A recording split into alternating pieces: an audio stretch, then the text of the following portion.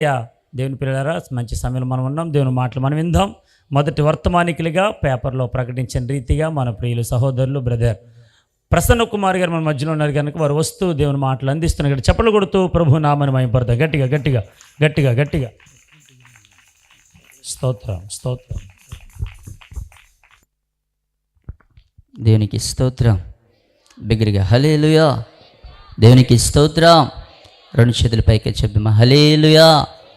మన ప్రభును ప్రియరక్షకుడైన యేసుక్రీస్తు నామములో కూడి చేరవచ్చిన మీ అందరికీ ప్రభు పేరిట మీ అందరికీ నా హృదయపూర్వక వందనాలు. అందరికీ వందనాలండి. మీ పక్క వారందరికీ వందనాలు చెప్పండి. దేవునికి స్తోత్రం. హల్లెలూయా. దేవుడు ఈ సభలు ఏర్పాటు చేయడానికి చక్కటి మనసు దైవజనులు ప్రవీణ్ గారికి దయచేసినందుకు 21 రోజులు దేవుడు జరిగించిన ఉపవాస మనోహర పండుగలను బట్టి జరిగిన ఉపవాస కూడికల్లో ఈ లాస్ట్ రోజు 3 రోజుల సభలు కూడా దేవుడు ఘనంగా ఏర్పాటు చేశాడు. దేవునికి స్తోత్రం. హల్లెలూయా. నేను ఎక్కువగా ఏం చెప్పను కానీ ఒక పావుగంట దేవుని వాక్యం అందించి అనంతరం మనము ఆరాధనలోకి వెళ్ళబోతున్నాం. దేవునికి స్తోత్రం కలుగును గాక. బిగ్గరగా దేవుడు అందరికీ 2 చేతులు ఇచ్చాడు కాబట్టి మనమందరం 2 హస్తాల పైకి దేవునికి స్తోత్రం చెప్దాం. హల్లెలూయా. దేవునికి స్తోత్రం. ప్రియ దేవుని బిడ్డలారా, దేవుడు గతించిన సంవత్సరం నుంచి ఈ సంవత్సరం వరకు ప్రతి ఒక్క బిడ్డలందరినీ తన సజ్జల కింద కాచి కప్పిన దేవుడు మనం ఏమిచ్చి రుణం తీర్చుకోలేం. దేవునికి స్తోత్రం. దేవుడు అంటూ ఉంటాడు, ఆయన కటాక్షము ఎవరి మీద ఉంటుందంట? దేవుని పిల్లలు అయిన మనందరి మీద ఆయన కటాక్షం ఉంటుంది. దేవునికి స్తోత్రం. ఒక మాట చదివి నేను ముందుకెళ్ళాలని ఆశపడుతున్నాను. చదువుదాం. కీర్తనల గ్రంథంలో నుంచి దావీదు రాసిన కీర్తనలో ఆయన సెలవిస్తున్న మాట 119వ కీర్తన 58వ వచనం మనం చదువుదాం. కటాక్షించుమని నా పూర్ణ హృదయముతో నిన్ను బతిమాలుకొనుచున్నాను. నీవిచ్చిన మాట చెప్పున నన్ను కరుణింపుము. చిన్న ప్రార్థన చేసుకుందాం. అందరి తలలో వంచుదాం.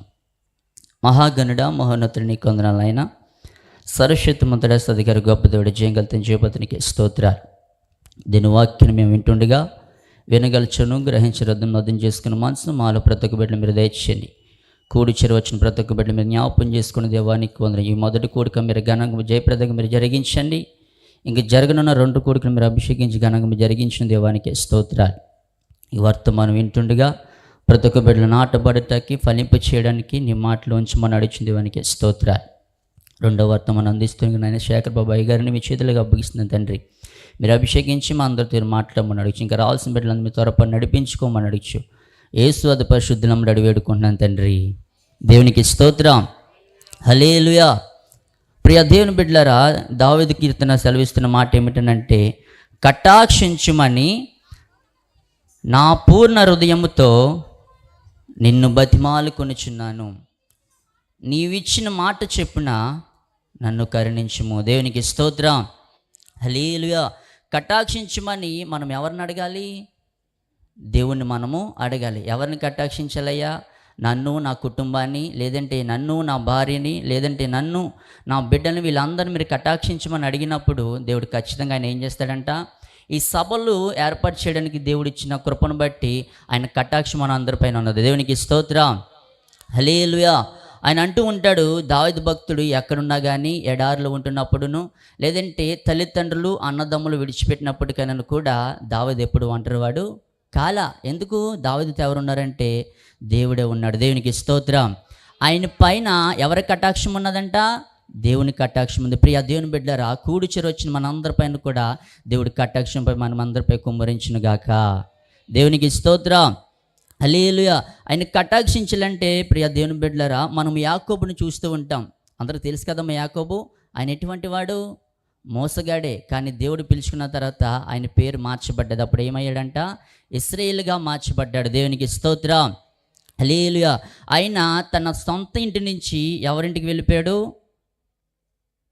లాబాను వాళ్ళ మామ ఇంటికి వెళ్ళిపోయాడు. చాలామంది అనుకుంటారు మేనమామలు ఉన్నప్పటికన్నా కూడా నా మేనకోడలు చాలా మంచిది, లేదంటే నా మేనల్లుడు చాలా మంచివాడురా, అన్నీ నా పొలికలు వచ్చినాయి అంటారు. ఎవరిని?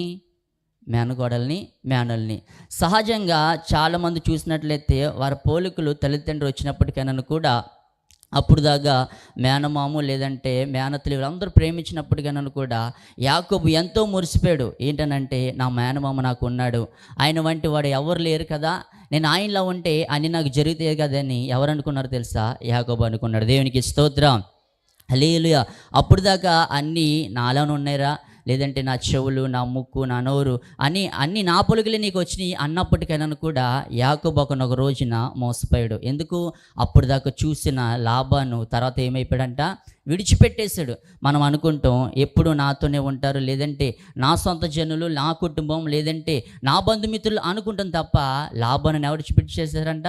లాబాను లేదంటే యాకోబుని లాబాను విడిచిపెట్టేశాడు. దేవునికి స్తోత్రం, హల్లెలూయా. లేదంటే మనం ఏం చేయాలి? అక్కడి నుంచి వెళ్ళిపోయినప్పటికైనా కూడా దేవుడి కటాక్షము ఎవరిపైన ఉంచాడంట? దావీదు పైన ఉంచాడు. దేవునికి స్తోత్రం. దేవుడి కటాక్షము మన పైన ఉంచాలన్నా, లేదంటే దేవుని కటాక్షము మన మీదకి రావాలంటే మనం ఏం చేయాలంటే దేవుడి దగ్గరికి మనం రావాలి. ఖచ్చితంగా దేవుడి దగ్గరికి వచ్చినట్లయితే దేవుడి కటాక్షం మన అందరిపైన ఉంచుతాడు. దేవునికి స్తోత్రం, బిగ్గరగా హల్లెలూయా. చదువుదాం. ఎవరిపైన కటాక్షం ఉంచాడా? లేదంటే ఆయన కటాక్షము రావాలంటే మనం ఏం చేయాలి? లేదంటే ఆయన కటాక్షం మనం పొందుకోవాలంటే ఏం చేయాలని మనం చూసినట్లయితే సామెతల గ్రంథము సొలొమోను రాస్తున్న మాట, సామెతలు 8వ అధ్యాయము 34వ వచనం మనం చదువుదాం. సామెతల గ్రంథము అనుదినము నా గడప యొద్ద కనిపెట్టుకొని, నా గడప యొద్ద కనిపెట్టుకొని, నా ద్వార బంధముల యొద్ద కాచుకొని, నా ద్వార బంధముల యొద్ద కాచుకొని, నా ఉపదేశము వినువారు నా ఉపదేశం వినువారు ధన్యులు. ధన్యులు. 35వ వచనం. నన్ను కనుగొనువాడు నన్ను కనుగొనువారు జీవమును కనుగొనును, జీవమును కనుగొనును. యెహోవా కటాక్షము యెహోవా కటాక్షము వానికి కలుగును. వానికి కలుగును. 36.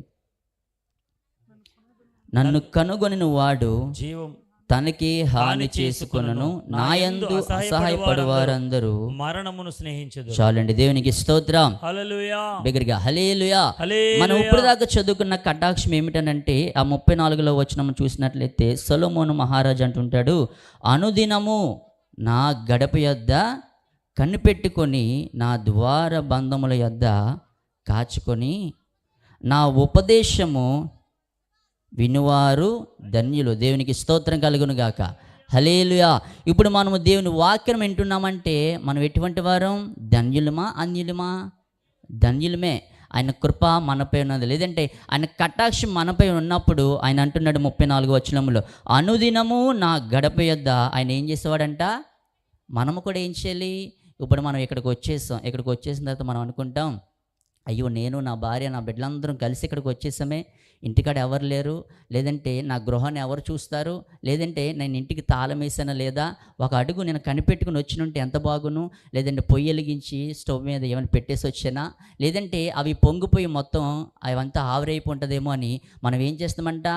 దేవుడి దగ్గరికి వచ్చిన తర్వాత దేవుడు చెప్పిన మాటలు మనం ఏం చేస్తామంట? కనిపెట్టాం. లేదంటే దేవుడి మాటలు మనం విన్నాం. ఏ మాటలు వినబడతామంటే పక్కవారి మాట, లేదంటే పక్కవారి చూపులు, లేదంటే ఇరుగువారి పొరుగువారు ఏమనుకుంటున్నారో అవే మనకు కనిపెడతాం తప్ప దేవుని వాక్యం మనతో ఏం మాట్లాడుతున్నది మనము కనిపెడతామా? ఇక్కడే కాదండి, ఎక్కడైనా కూడా వచ్చిన మనం అందరం కూడా ఎవరి మాట మనం కనిపెట్టాలంట? దేవుని వాక్యం మనం కనిపెట్టాలి. దేవునికి స్తోత్రం. సొలొమోను అంటూ ఉంటాడు, అనుదినము నా గడప యొద్ద ఆయన ఏం చేసేవాడంట? కనిపెట్టుకుని ఉన్నాడు, నా ద్వార బంధముల యొద్ద కాచుకొని, నా ఉపదేశం వినువారందరూ ధన్యులు. దేవుని వాక్యం మనం విన్నామంటే కూడా మనం ధన్యులమే. ఒకప్పుడు ఎలాగున్నామో, లేదంటే మన స్థితి ఒకప్పుడు ఎలా ఉండదు, లేదంటే మన బ్రతుకు ఒకప్పుడు ఎలా ఉండదు, కానీ దేవుని నమ్ముకున్న తర్వాత మన స్థితిలన్నీ దేవుడు మార్చాడు. దేవునికి స్తోత్రం, హల్లెలూయా. ఆయన అంటూ ఉంటాడు కదా, అనుదినము. ఎప్పుడంటండి? అనుదినము మనం ఏం చేయాలంట?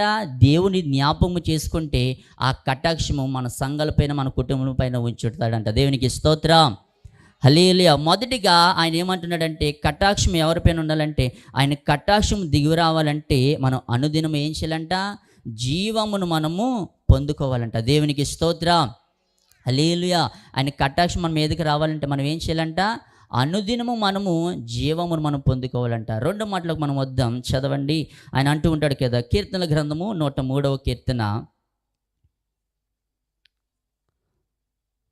103వ కీర్తన 4వ వచనం చదువుదాం. సమాధిలో నుండి నీ ప్రాణమును విమోచించుచున్నాడు. సమాధిలో నుండి నీ ప్రాణమును విమోచించుచున్నాడు. కరుణా కటాక్షములను నీకు కిరీటముగా ఉంచుచున్నాడు. దేవునికి స్తోత్రం. హల్లెలూయా. హల్లెలూయా. ఇక్కడ కూడా అంటూ ఉంటాడు దావీదు కీర్తన అంటాడు, సమాధిలో నుండి నీ ప్రాణమును విమోచించుచున్నాడు, కరుణా కటాక్షములు నీకు కిరీటముగా ఉంచి ఉన్నాడు. దేవునికి స్తోత్రం. ఒకప్పుడు మనము చాలా స్థితిలో మనం చనిపోయాం, కానీ దేవుడు మనం విడిచిపెట్టేశాడా? దేవుడు మనం విడిచిపెట్టలేదు. ఎందుకో తెలుసా? ఒకనొక రోజున నువ్వైనా నేనైనా ఎవరి దగ్గరికి రావాలి? మనము దేవుడి దగ్గరికి రావాలి. ఇప్పుడైతే ఎలాగొచ్చామో దేవుడి సంధికి, మనం అందరం చనిపోయిన రీతిగా మనం ఎక్కడికి వెళ్తామో మీకు తెలుసండి? మీకు ఏమైనా ఎక్కడికి వెళ్తాం? మనం చనిపోయిన తర్వాత మళ్ళీ మన ఇంటికి వెళ్తామో తిరిగి? అయ్యో నేను అన్నీ విడిచిపెట్టి వచ్చేసాను కదా, నేను అన్నీ అనుభవించాలి కదా అని అనుకుంటాం. కానీ నువ్వు ఎప్పుడైతే చనిపోతావో దేవుడు మనల్ని అందరినీ ఆయన రెండో రాకలు వచ్చినప్పుడు మనల్ని ఎత్తుకొని మళ్ళీ తీసుకెళ్ళిపోతాడంట. దేవునికి స్తోత్రం.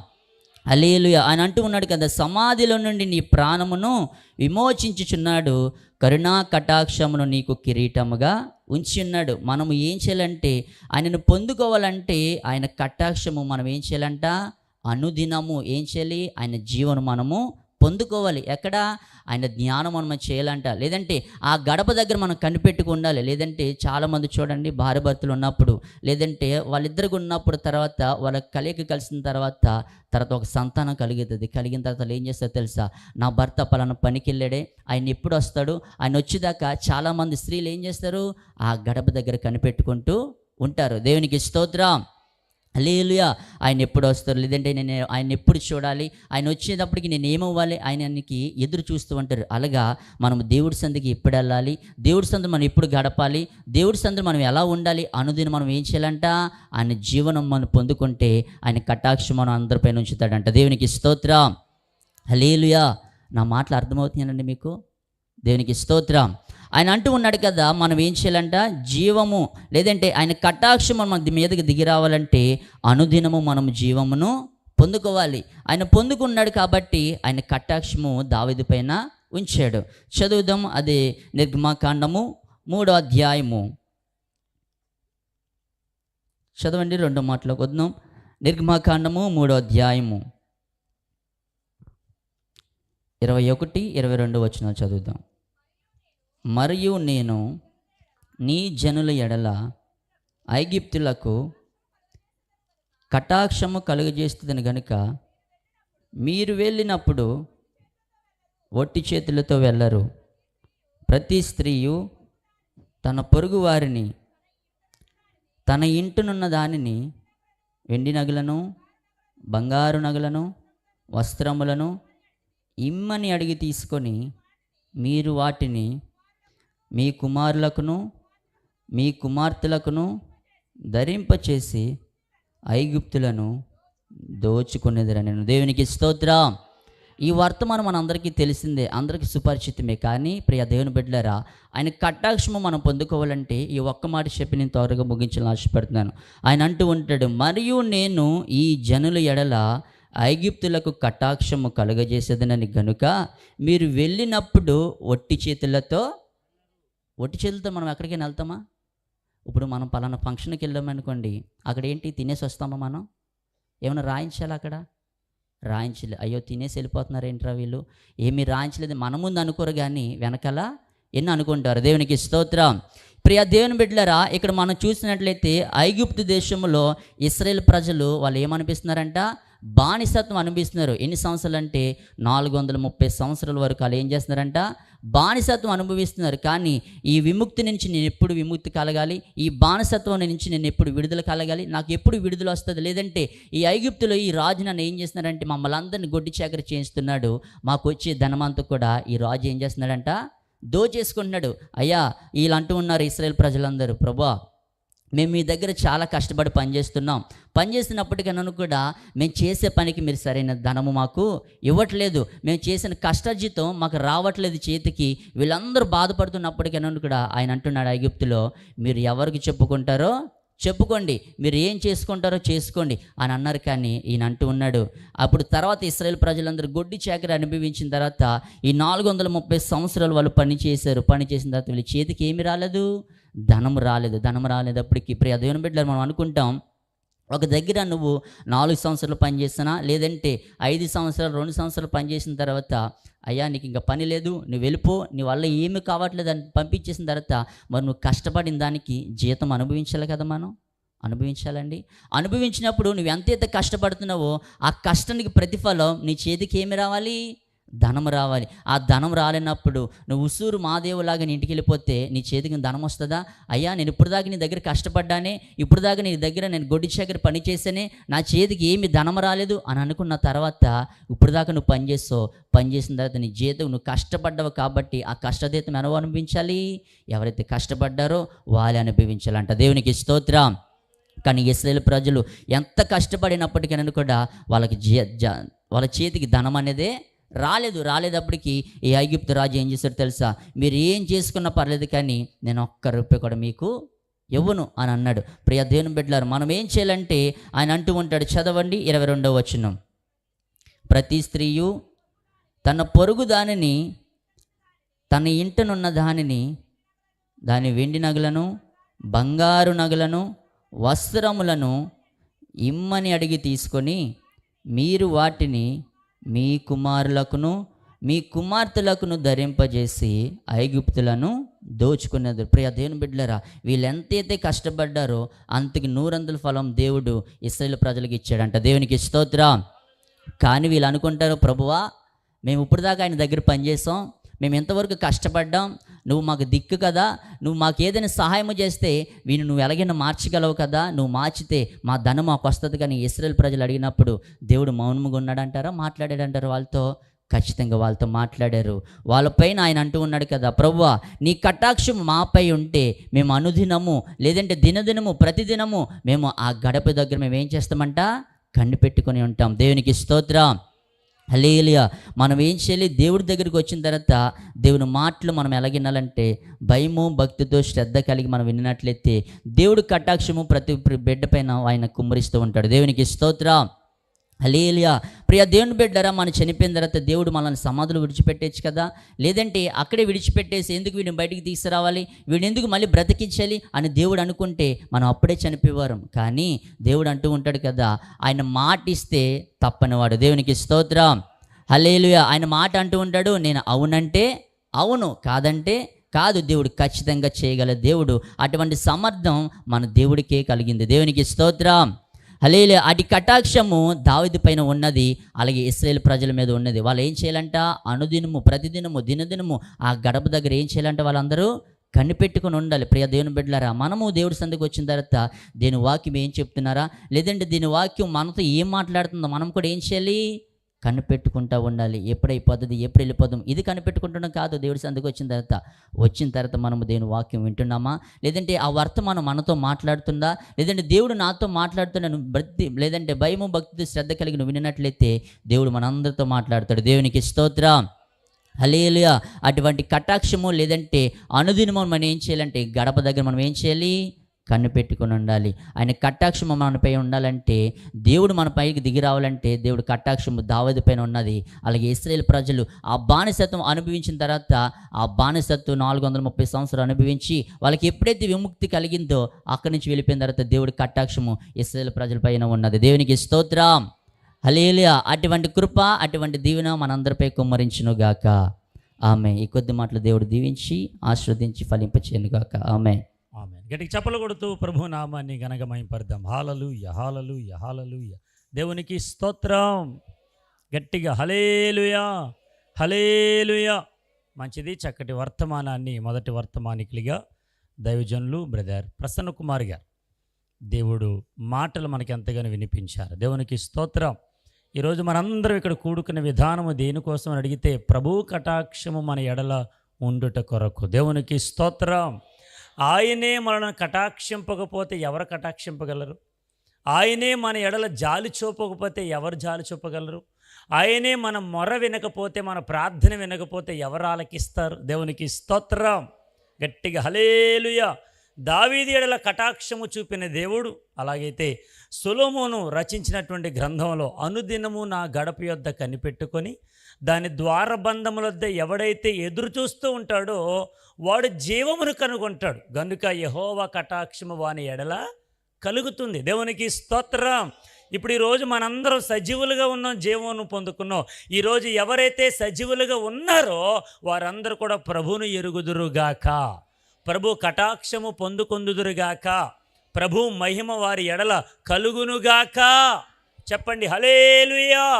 ఇశ్రాయేలు ప్రజలను పరిపాలిస్తున్నటువంటి ఫరో మహారాజు వారందరి ఎడల కటాక్షము లేకుండా వెట్టి పనులు చేస్తున్నప్పుడు ఎవరు వారి ఎడల జాలి చూపకపోయినా, ఎవరు వారిని ప్రేమించకపోయినా ఐగుప్తుల ఎడల ఇశ్రాయేలు ప్రజలకు కటాక్షము కలిగించే విధంగా ప్రభువు వారిని మార్చివేశాడు. దేవునికి స్తోత్రం. ఈరోజు మనం ఎవరి కటాక్షం అయితే కోరుతున్నామో వారి కటాక్షము ప్రభు మనందరికి అనుగ్రహించును గాక. చెప్పండి హల్లెలూయా. మంచి మాటలు అందించినటువంటి దైవజనులు ప్రసన్న కుమార్ గారికి ప్రత్యేకమైనటువంటి వందనాలు సభాపూర్వకంగా వారికి తెలియజేస్తున్నా. దేవునికి